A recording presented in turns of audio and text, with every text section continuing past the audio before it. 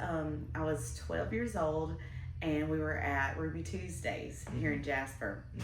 And I can remember I was sitting there with my family, and my best friend, one of my best friends, Sam, was with us, and the waitress was biracial. And she was like, "Oh, are you biracial too?" I can remember just being like, "What is she talking about?" I had no idea. And so then, like, my friend later was like, said that she saw the waitress talking to another waitress, and like she didn't know. And I was like, "What?" Like, so then, like, of course I asked, and then, you know, it came out I was half black. What's up, you guys, and welcome back to my channel. And before we get started, I just want to say like, comment, and subscribe so you'll get notifications about when I post and what I post about. Today we're going to be discussing an even more sensitive topic, and before we get started, I just want to thank you guys again for tuning in, and I'll see you after the video. What's your name and where are you from? Well, my name is Lindsay Williams, originally Lindsay Tompkin, and I grew up in Lynn, Alabama. I had a good childhood. My community looked different than the way I looked, but I had a great experience. I know not as many people would probably be able to say the same, but I like to think that I can adapt to my surroundings pretty well. So how does growing up where you did, how does that affect how you see people now and today? I would say I like to see people for who they are. So I try not to judge anyone off of first look, first glance, because first off, you don't know. You know, everybody's so different. We all look different on the outside than what we may be on the inside, you know, if that makes any sense.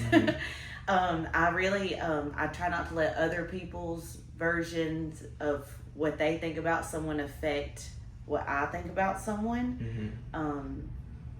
But you know, I like to get to know a person and before I make any assumption about them. How did you feel growing up?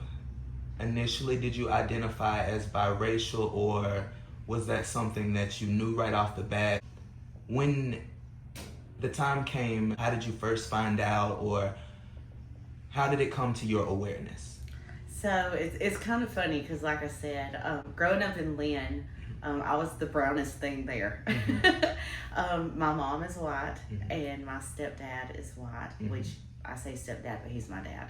My mom married him when I was 3, about to be 4, and my sister is also white.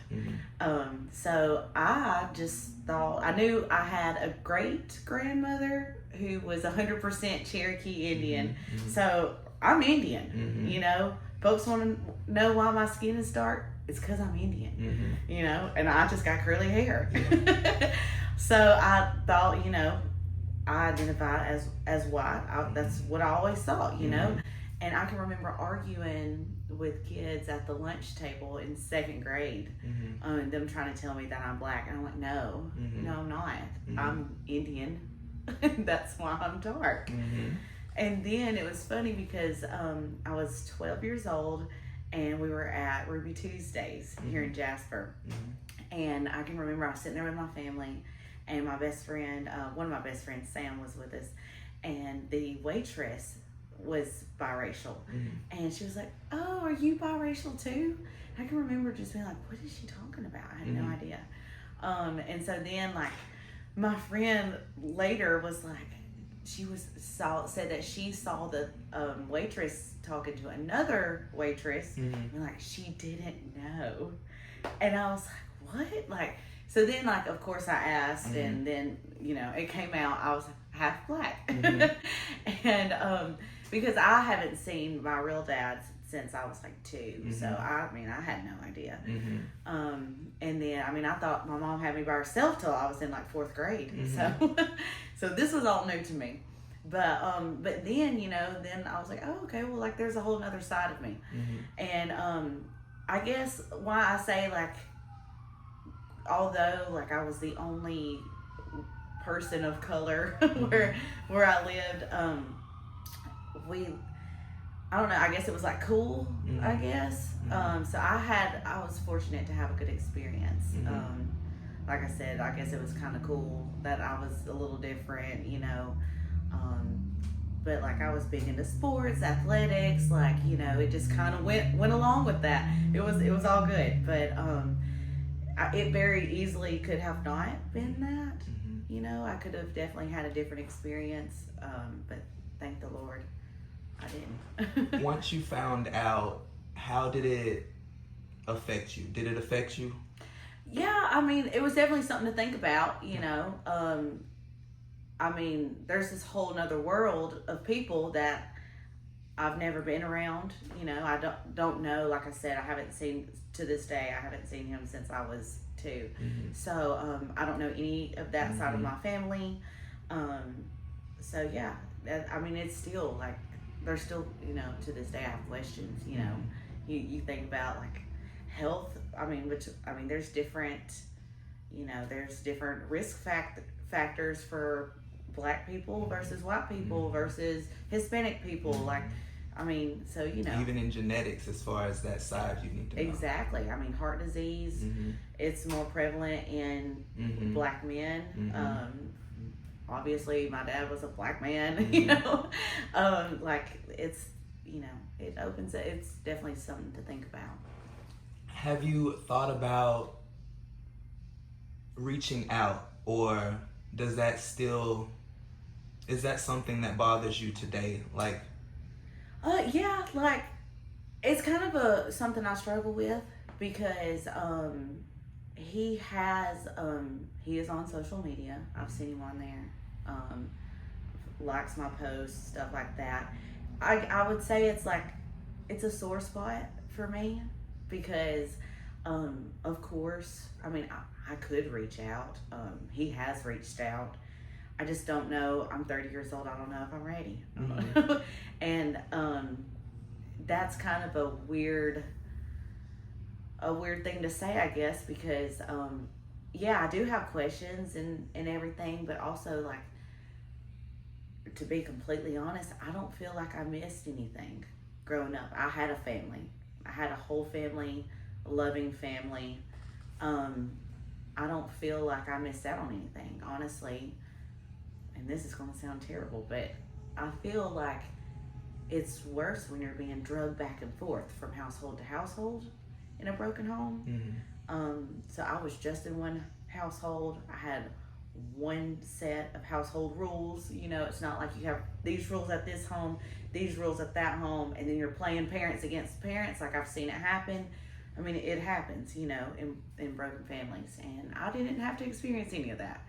So it was just kind of, it's I don't know. I try to look at all kinds of cups half full instead of half empty. But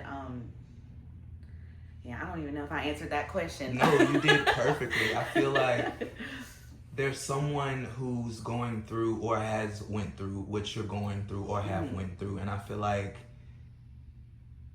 they'll understand. And for me, I understand. So what made you want to go into nursing? Where did that come about? You know, it's kind of funny because growing up in Lynn, it's a small town. We really, you know, you're like, what am I going to be if I am not a professional athlete, which is like, what, less than the 1%. So, I mean, I think, you know, teacher, a nurse, a lawyer maybe. I don't know. There's just not really, I feel like growing up in a small town, you sometimes don't think outside the box for other avenues. You just think what you see. So those are kind of the professions that I saw. And at first I was like, well, I'll just do nursing. And so, you know, after school, after high school, I went to college for a little while. I am not a professional student. And I'm like, okay, well, nursing's only 2 years. Like, I can do that maybe. I didn't immediately. I took a break, and then that break turned into several years of a break. And then I finally, after I had my son, went back to school and got my nursing degree. But I feel like, you know, people say nursing's a calling. And I do feel like God has me as a nurse for a reason. I mean, I do feel like I'm able to connect with people, and caring for others is just kind of like it's a natural thing for me. So I just feel like I'm supposed to be there. I'm supposed to be doing it. What were your other dreams? You know, I like that. You know, that's kind of a hard question, to be honest, because I'm very much of a live in the moment kind of person, which is good and bad. But I'm also, I used to call myself a realist a lot, and I still do. Scorpio. Yeah. But sometimes I think that keeps me from dreaming too big, which is like a downfall. So of course, like I wanted to play college basketball with my best friend, and I did have the opportunity to do that, but I turned it down, which is a story for another day. But so like really like that was my dream, and then really just, you know, growing up, my thing is I wanted to be comfortable. Which is also a good and bad thing, you know. Being comfortable, you can become complacent, and you don't really want to like keep going. But I think just the competitor in me is what keeps me going. That's kind of my motivation to climb the ladder. You do it all. Yeah. How did you deal with having a baby and then getting back into shape? How did you deal with the postpartum and just like not feeling like yourself in your own body? Right. So that's tough. Because I had my first baby, Jace, and then I went back to school when he was 4 weeks old. And then not long after that, I lost my gallbladder, got that taken out. I mean, he was 6 weeks old, I think, when I had surgery to remove my gallbladder. So thankfully that's not like a major surgery or anything. But then it was within about a year from there that I competed in the bikini competition that I did. So I was just like, whew, like it gave me something to work towards, because like although I like to be comfortable, I like having something to work towards. Like I said, that's the competitor in me. I just need a goal. Focus. Yes, something to focus on. Otherwise, I find myself just doing nothing. That's not a good feeling. Yeah. But postpartum, you feel, or I felt like an intruder, basically. I'm in someone else's body. This isn't my body, you know.